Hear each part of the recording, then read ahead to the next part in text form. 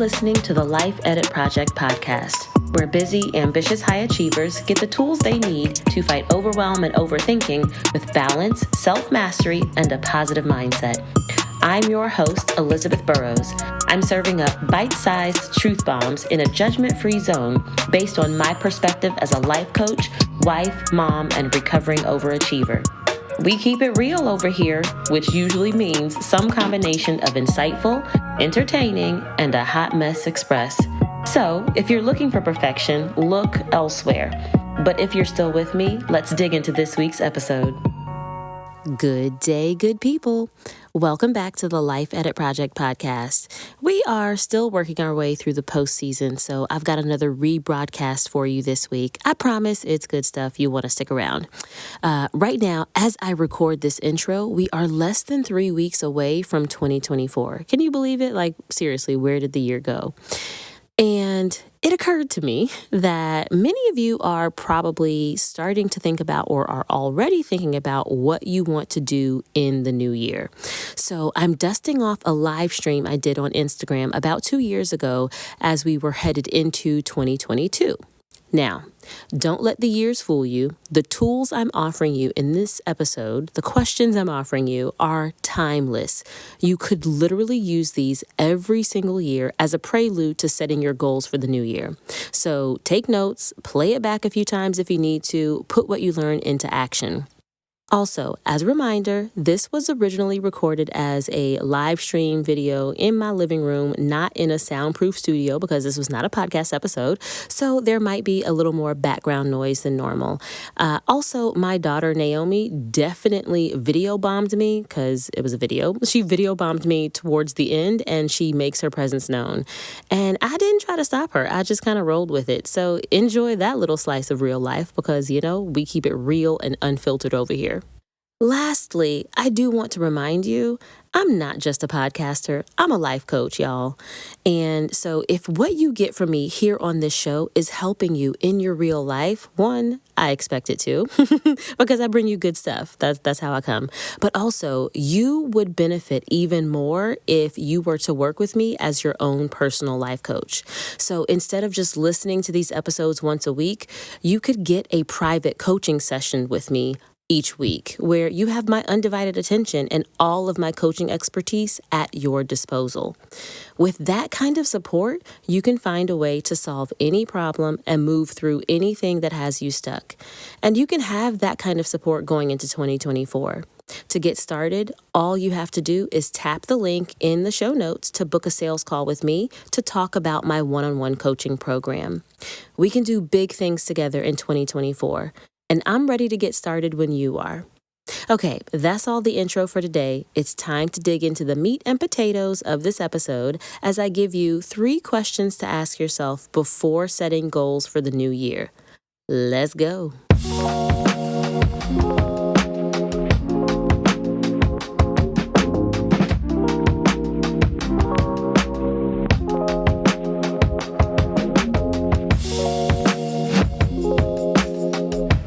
If you're going to set yourself up for success in the new year, first make sure that you take stock of how this past year has been. If you want to be successful, you've got to do some reflecting. I'm going to give you 3 questions that you can use to reflect on how 2021 has gone for you so that you can set up yourself for a better 2022. Are you in? Let's get started. Before we dig in, a quick introduction. My name is Elizabeth Burrows, and I am the founder and the creator and the life and mindset coach behind the Life Edit Project.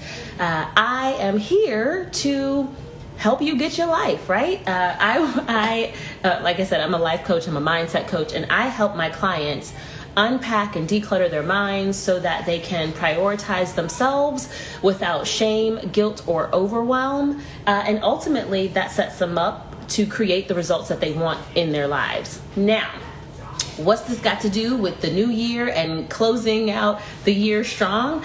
Well, I find that this time of year, lots of folks are thinking about New Year's resolutions, they're thinking about goal setting, and all of that is great. And of course, as a life coach, setting goals and making plans, that's kind of my jam, right? However, a step that a lot of people often miss is taking stock of where they are right now. The more aware you are of where you are right now, what your starting point is, the better you can set goals for yourself in the future.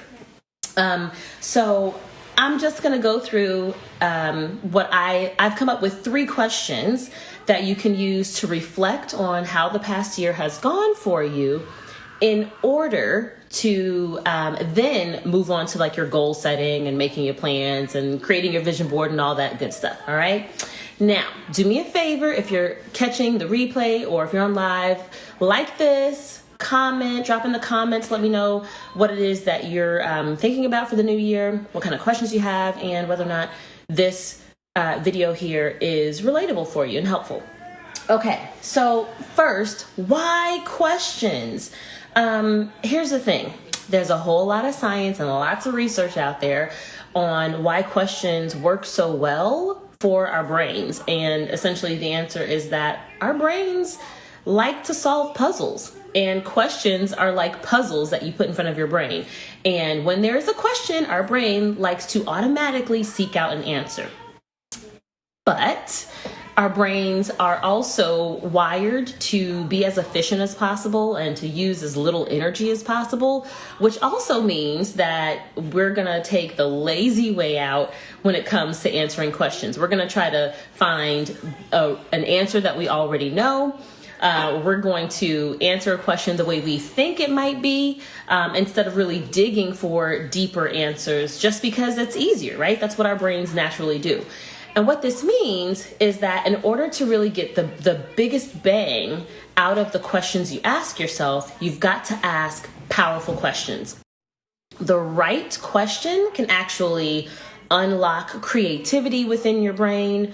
The right question can really help you direct your attention where it needs to be and help you focus on the things that need your attention and your energy. And also, good, powerful questions really facilitate deeper learning within us, right? So this is why when you're in school, they use questions all the time. They don't just tell you things, they also ask questions, because when you ask a question and then you answer it, it's a great way of figuring out if you actually know the answer. So without further ado, I'm going to jump into these 3 questions. Hey, thanks for popping into the live stream. Okay, so the first question, y'all know I got my notes. The first question that I'm going to give you is this. What happened this year that will matter 5 years from now? So I love this question because it is one that helps to put things into perspective for you, right? So when you're in the weeds of your life, when you're going through things, our emotions can be really intense. And asking this kind of question is a great way of zooming out to see how the puzzle pieces fit together within the grand scheme of our lives, right? So when you're really in the weeds, or let's say life is a forest, right? When you're looking at the tree level, everything looks big and important and massive, but when you zoom out, you can get a better picture for things. And zooming out to figure out, you know, what's going to be important 5 years from now is also a great way of kind of getting some emotional distance between what's happening and how we feel about it, right? So I, for example, may have had a really heated argument with my husband about, you know, who does the laundry, right? Or who folds the laundry, right? And that might feel really important right now, but 5 years from now, is that particular conversation or that issue going to be important? And in the grand scheme of things, in my household, the answer is going to be no, it won't be. However, this question also has the potential to really illuminate not so much what's going to be important, but how it will be important. And this is why I love this question. It's such a great one. It's very nuanced. So while ultimately a single conversation with my husband about who does the laundry might not be that important, having a conversation about how we split household chores, right, and the management of our household might have a huge impact on my life in the span of 5 years, right? Because if as a woman, I'm used to taking on so much more of the household activities and we have conversations about splitting things more equally, that's going to have a huge impact on my life, the time that I have available, and ultimately what I can do with my time. Do you see where I'm going with this? It's not so much the argument or how I felt about something. By the way, this is totally fictitious. This is not based on a true story, but it's something that could happen, right? So it's not so much the argument, which is where all of the intense feelings are, that would be important, but potentially the conversation that it opens up and the decisions that are made as a result of that conversation and the things that might have been said during an argument. Do you see the difference? So the first question that you can use to reflect on how the past year has been for you is, what happened this year that will matter 5 years from now? And it's a great way to kind of sift through the things that really matter and the things that don't. Part of what happens is that there are lots of things that feel really urgent right now. They're what I like to call loud and hot. But just because things might be loud and hot doesn't necessarily mean that they're actually the things that are most important over the long term. So asking yourself what's going to matter 5 years from now is a great way to kind of put things into perspective and help you determine where you should be directing your energy, what really deserves your attention, right? So that you can process things that you need to and move on with your life and ultimately carry that insight on into the new year. So that's the first question. The second question that you can ask as part of a year-end reflection is, what did I learn about myself this year? What did I learn about myself this year?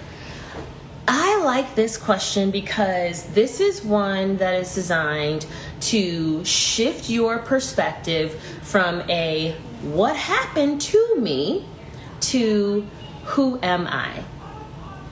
And that's a huge shift. When you're thinking about what happened, you get to be a passive observer of your life. But when you start thinking about who am I, now you're sitting from a place of empowerment where you actually have the ability to enact and create change within your own life. That's a powerful place to be. It's a powerful place to sit. And that is exactly the kind of power that you have to harness if you're going to be able to make 2022 any different than it was for you in 2021. You feel me? So, what did I learn about myself this year? I also like this question. I worded this question this way very specifically to be emotionally neutral, right? So asking yourself what you learned about yourself, it's not either positive or negative. It leaves room for all kinds of insights to come up. So asking yourself, what did I learn about myself? Maybe you learned that you're super resilient. Maybe you learned that you need 8 hours of sleep. Maybe you learned that you're more introverted than you realize, right?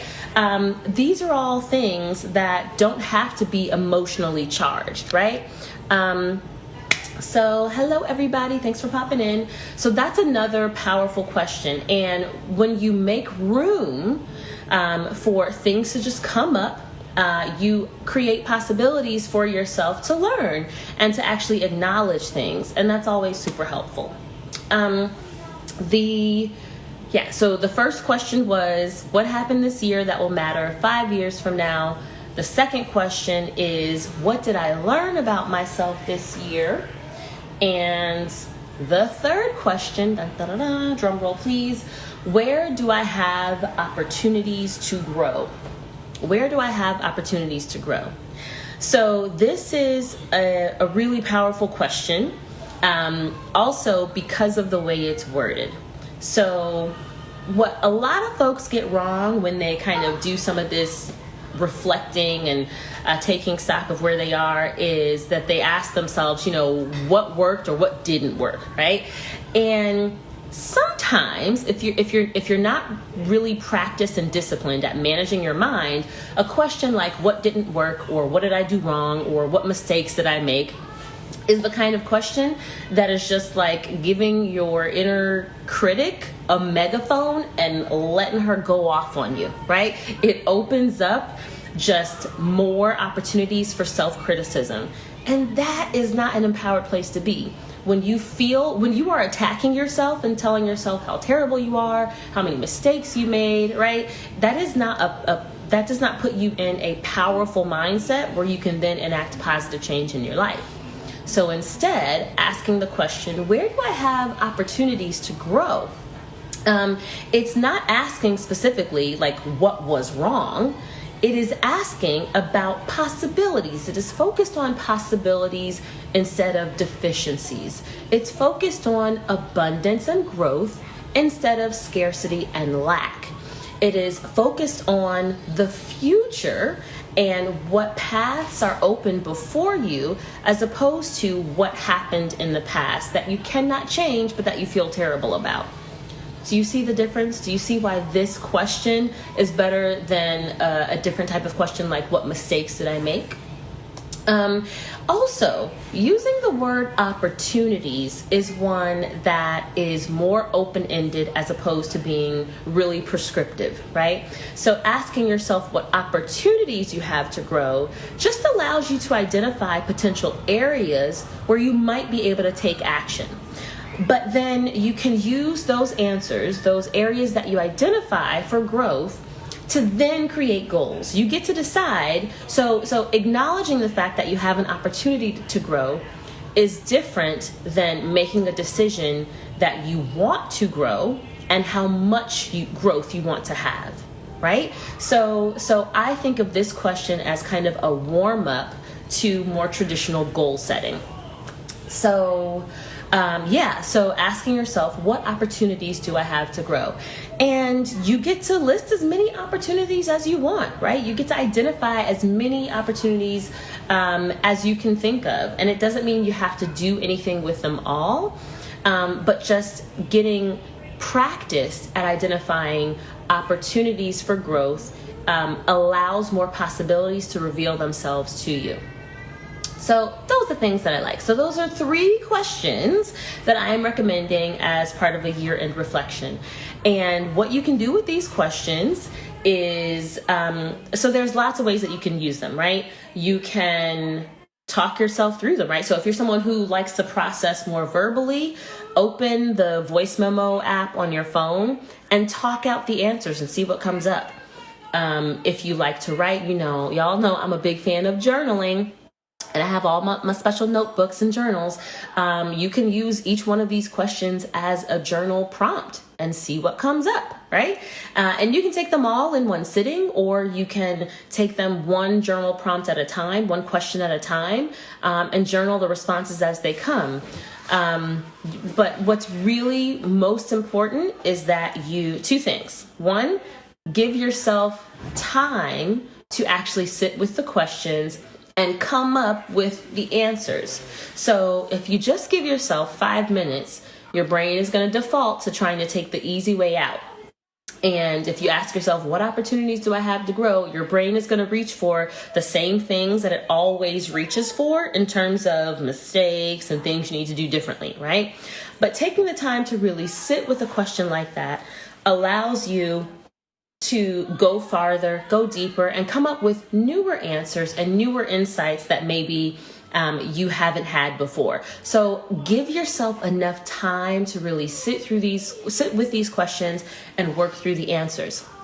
The second thing that is really important, if you're using these questions for any kind of year-end reflection, is that you don't censor yourself.